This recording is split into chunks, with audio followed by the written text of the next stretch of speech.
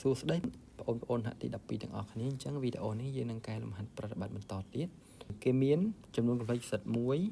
និងសិត2ប៉ុណ្ណេះតែដោយប្រើទម្រង់ត្រិកោណមិត្តនៃសិត1និងសិត2គណនាផលចែកសិត1ចែកសិត2អញ្ចឹងមានន័យថាម៉េចយើងត្រូវសរសេរសិត1និងសិត2នេះជាទម្រង់ត្រិកោណមិត្តសិនបន្ទាប់មកបានយើងគណនាវាតាមក្រោយអញ្ចឹងយើងមើលរូបមន្តរបស់យើងរំលឹកតិចទៅសិត1ស្មើ r1 កូស alpha 1 បូក e sin alpha 1 សិត2ស្មើ r2 កូស alpha 2 បូក e sin alpha 2អញ្ចឹងគេបានសិត1ចែកសិត2ស្មើ r1 ចែក r2 គុណនឹងកូស alpha 1 ដក alpha 2 បូក e sin alpha 1 ដក alpha 2មាននេះគេយើងដាក់មកគណនាផលចែកគេមាន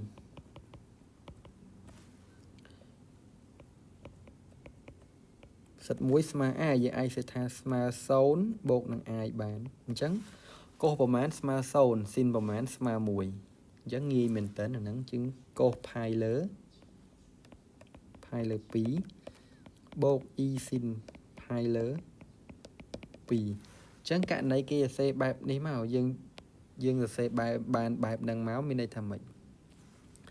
r យើងស្មើប៉ុន្មានស្មើនឹង1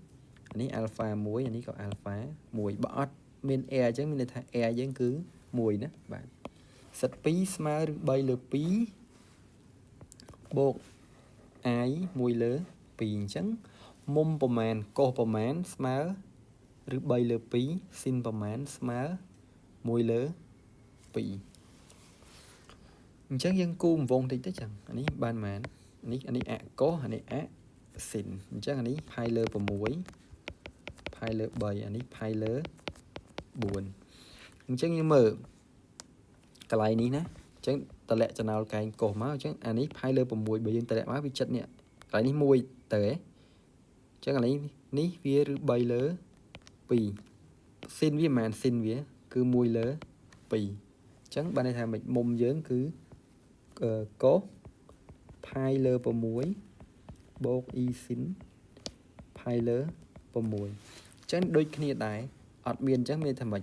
r2 យើងក៏1ដែរអញ្ចឹងអានេះ alpha 2អានេះ alpha 2អញ្ចឹងគេបានអីសិត1ចែកសិត2ស្មើ r1 យើងករណីនេះយើងចង់ដាក់ក៏បានមិនដាក់ក៏បាន1ចែក1គឺ1ហើយអញ្ចឹងយើងមិនបាច់ដាក់ទេបានកូស pi លើ2ដក pi លើ6បូក e sin